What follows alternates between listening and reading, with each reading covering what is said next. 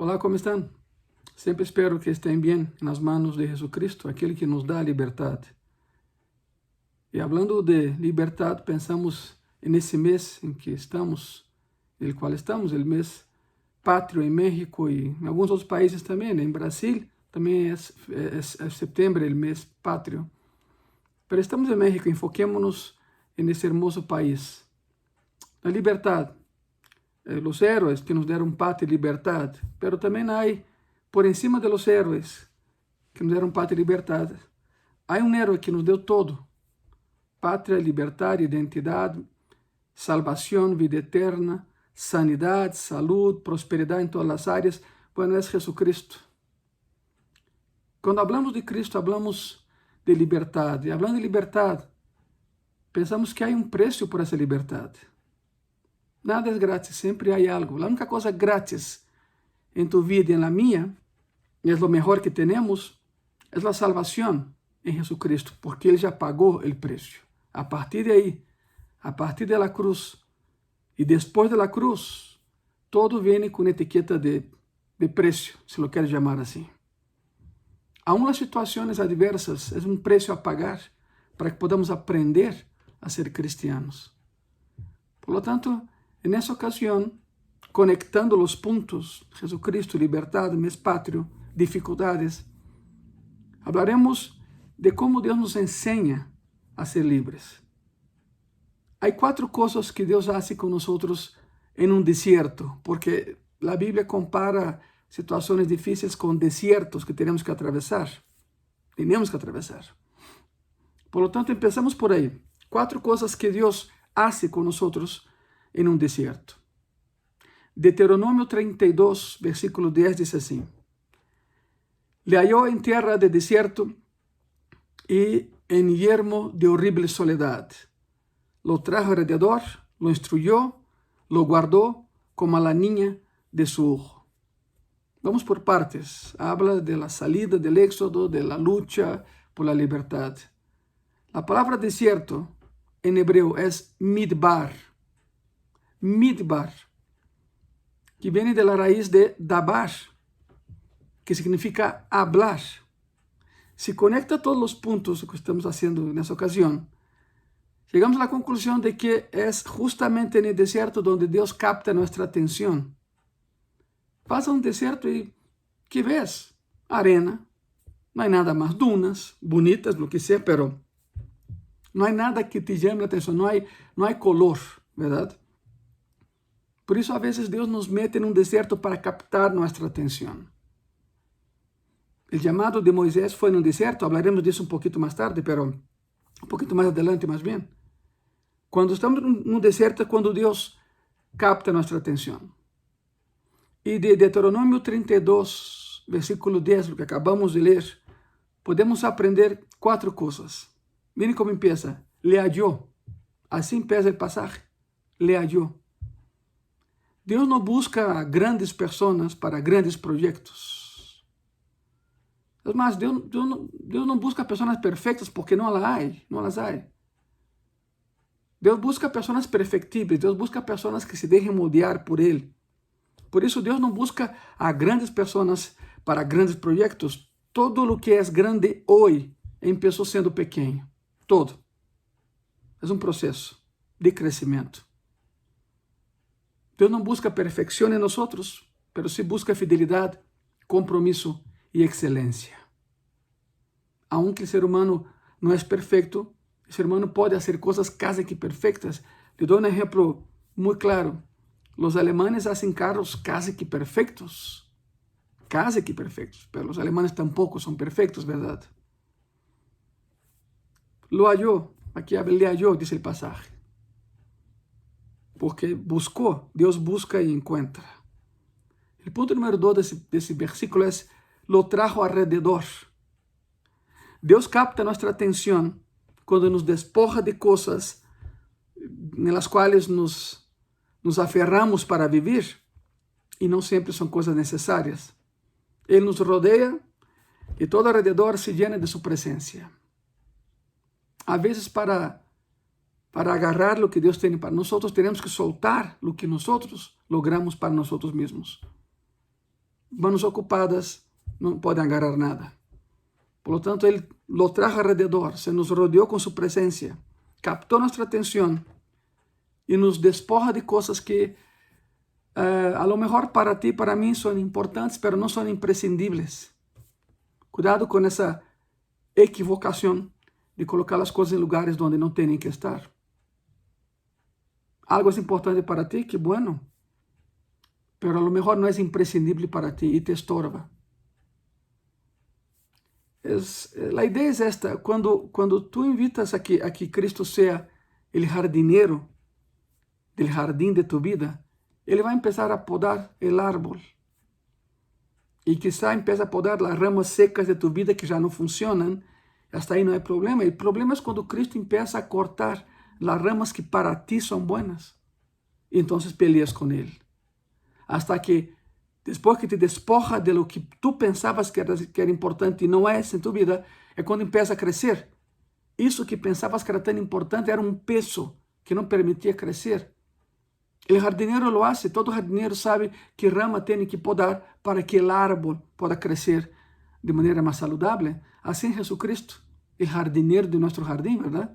Se tu lo invitas a hacerlo, ele vai começar a cortando ramas secas e tu diz, ok, não há problema.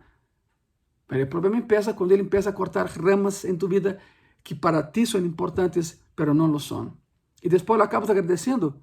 Depois ele diz, Jesus, graças, porque eu pensava que vivia para isso e não. Isso me estorbava. Por isso, segundo Deuteronômio 32:10, no deserto, Cristo nos busca, nos encontra, lo halló, lo trajo alrededor. Número 3, lo instruyó. Aqui habla de uma pessoa muito específica, lo instruyó. Quando estamos solos, é quando somos verdadeiros. Todos podemos ter máscaras todo o tempo, pero quando estamos solos é quando as máscaras caem. É quando Deus nos agarra. Em um deserto devemos aprender a sobreviver, a adoptar novas táticas. Devemos ter um espírito enseñável. E não há melhor lugar para aprender que na escola do deserto, cujo diretor e maestro é Jesucristo. Nos instrui no deserto. Ponto número 4. Lo guardou como a la niña de su ojo. Isso é hermoso, não? Essa pessoa que Deus encontrou no deserto, lo trajo hacia ele, lo empezó a educar, a instruir. Essa pessoa Deus considera como la niña de su ojo. Bueno, anatómicamente hablando, la niña del ojo é a parte mais protegida de tu corpo. Quando sales de uma tempestade de arena, por exemplo, o primeiro que haces tu é que cerra tus ojos, porque protege la iris, protege la niña del ojo. Um nome bonito, ¿verdad? É a área mais protegida que há em tu corpo. Ahorita me estão vendo que estou rascando o ojo porque se me meteu aí um polvito, uma arenita ou algo e é molesto. É a niña de mi ojo, por isso la tratei de sacar. Vocês lo viram? Quando tu sales de um ambiente muito oscuro a um ambiente claro, tu primeira reação é que cerra os olhos, ¿verdad? Para proteger a niña de tu ojo. Tu não permitirás que nada ni nadie la toque. La protege com gran cuidado, la pone a salvo del sol. Por isso, quando estás em um deserto, é quando mais se reafirma tu identidade. Eres la niña de los ojos de Deus. E por niña entenda-se algo protegido, seja varón ou não, la niña de los ojos de Deus. Ele nos protege. Ele nos protege. É o que aprendemos na universidade no deserto. Ele nos encontra, ele nos jala hacia ele para proteger-nos, nos instruye e nos guarda como la niña de su ojo. Iniciando essa plática, eu comentei sobre Moisés. Moisés foi chamado em um deserto. Moisés foi chamado en el deserto para ser líder de uma nação que todavia não existia, eram puros escravos. Há 4 aspectos do chamado de Deus a Moisés no deserto que sempre me impressionaram. Estamos falando nessa ocasião de los desiertos que atravessamos na vida. Essa pandemia é um deserto. E como podemos sacar algo bueno do deserto, como Deus nos instrui no deserto. E vou colocar como exemplo aqui a Moisés. 4 aspectos do chamado de Deus a Moisés en el deserto, en la escuela del deserto. Éxodo 31, Éxodo 30, perdão. Éxodo 3, perdóname, estou em 31 aqui. Éxodo 3, por favor. Éxodo 3, de versículo 1 al 10. É um passagem que gira alrededor de 4 coisas. Um dia, uma zarza, uma necessidade e o chamado em si. Éxodo 3, de versículo 1 al 10. Vamos começar com um dia. Houve na vida de Moisés um dia, nesse chamado en el deserto, nessa instrução en el deserto. Número 1, um dia. Éxodo 3, versículo 1. Apacentando Moisés as ovejas de Jetro, su suegro, sacerdote de Madián. Llevó las ovejas a través del desierto y llegó hasta Horeb, monte de Dios.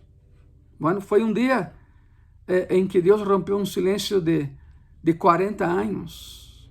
De hecho, a vida de Moisés se basa em 3 períodos de 40 anos. Nos primeiros 40 anos, Moisés aprendeu que ele era todo, porque era príncipe de Egipto, não?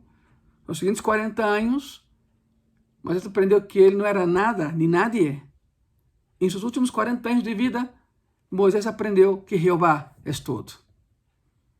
Por isso, o dia em que Jeová decidiu chamar a Moisés, foi um dia em que rompeu um silêncio de 40 anos. O dia começou como qualquer outro dia. E é a forma em que Deus trabalha. Nos levantamos, como todos os dias, mas não pensamos em que Deus hará algo nesse dia. Deus sempre está haciendo algo, todos os dias. Não lo sabemos, mas pode ser esse o dia em que Deus te esteja falando, nesse momento, através desta predicação. Te levantaste hoje e pensavas que não havia nada mais e já é de noite e Deus te está falando. Assim trabalha Deus. Ele habla a pessoas comuns e correntes, como tu e eu, em dias comuns e correntes como este.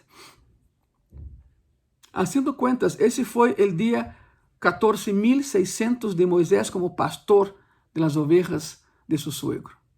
40 anos. O dia em que Deus decide hablarte, repito, é um dia comum em tu vida. Te levantas normalmente, te banhas ou não te banhas, eu não sei. Te aplicas el maquillaje, se eres uma hermanita, tudo isso, etc, etc. Pero não há como predecir que este é tu dia. E mira, Deus te está falando hoje, já terminando o dia. Eu não sei se estás vendo isso jueves en la noche, ou o dia seguinte, ou no dia, mas hoje é o dia em que Deus te está falando. Então, houve um dia. O segundo elemento do chamado de Moisés no deserto, onde Deus nos chama, nos instrui, nos cuida, verdade? Houve uma zarza. Houve um dia e houve uma zarza. Éxodo 3, versículo 12, versículo 3. E se lhe apareceu o anjo de Jeová em uma llama de fogo em meio de uma zarza, e ele mirou, e viu que a zarza ardia em fogo, e a zarza não se consumia. Então Moisés dijo, iré eu agora e veré esta grande visão, porque causa a zarza não se queima. Moisés tinha 80 para 81 anos de idade. E a essa idade estava resignado a cuidar ovejas de Madián, ovejas que nem eram de ele, era de seu suegro. De príncipe de Egipto a cuidador de ovejas de outra pessoa. A palavra em hebreu para zarza diz literalmente um arbusto espinoso, significa um arbusto feio, nada atrativo. Há mais de 1 milhão de arbustos nessa região de Madián. Esse era diferente. O que hacía diferente esse arbusto é que Deus lo havia tocado e começou a arder. Curiosamente, Moisés vê a zarza que arde e diz, veré que coisa maravilhosa é essa, porque a zarza não se consume. Não lhe impressionou que a zarza estivera em fogo, porque allá é comum esse tipo de atividade. A arena do deserto provoca fricção. Se o arbusto está muito seco, pode ser que prenda fogo. Essa combustão sucede de maneira natural. Pero o arbusto se prende, se queima, se consume e se acaba o fogo. Pero esse arbusto tinha horas e horas e horas ardendo. E quizá Moisés lo começou a ver na manhã e todavía era na tarde e seguia queimando.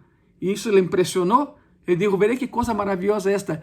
Deus atrai tua atenção dessa maneira no deserto. Te mostra coisas que tu não entendes e tu te acercas para aprender mais sobre isso que não entendes. E Ele te explica. Pero tens que acercar-te a Deus. Foi o que hizo com Moisés. Moisés não escuchou a voz de Deus hasta que deixou o deserto. Ojo com isso. Porque a cadena sinaítica, as montanhas, Horeb, está en el desierto, pero no es desierto, es roca calcárea, es roca. Por isso, quando Moisés decide sair del desierto e subir a montanha, foi quando escutou a voz de Deus. Deus estava falando desde a manhã, mas ele não escutava, porque estava no deserto. E no deserto, quase nunca escutamos a voz de Deus.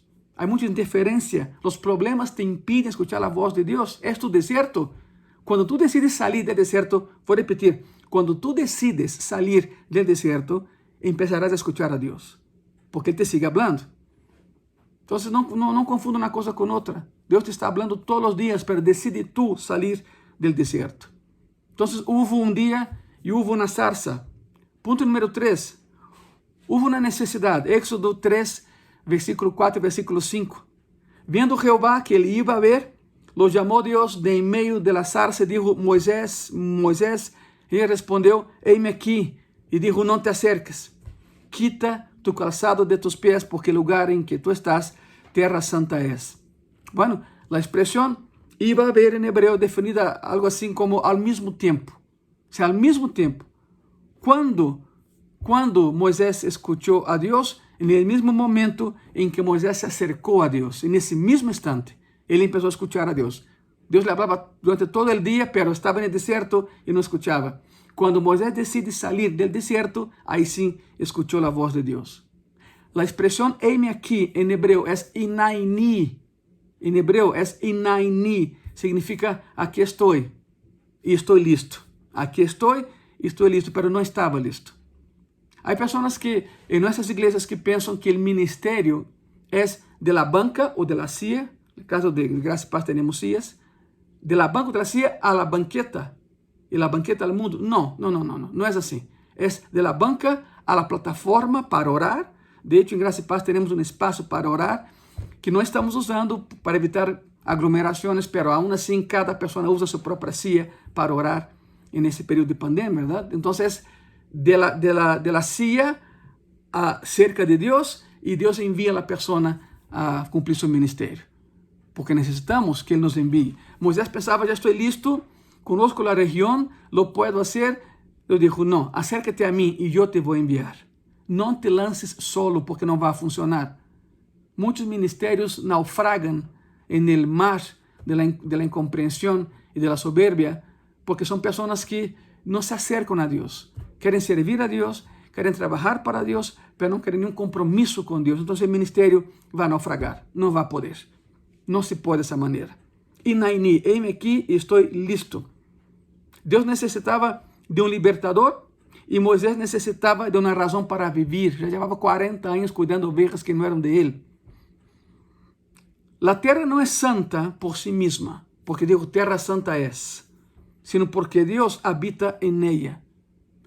Jeová não queria que nada estivesse entre ele e Moisés. É curioso isso, não quita o calçado de tus pés, quita a sandália de tus pés, porque terra santa é. Isso tem uma conotação muito importante e tenho que aclarar isso. No conceito judío, onde está Jeová, todo lugar é Jeová. Por isso Jonás não queria ir a Nínive a predicar, porque digo, tu não estás allá, tu estás aqui, que vai ser em Nínive se não estás allá? Bueno, Jonás aprendeu a lição que Deus está em todos os lugares, verdade?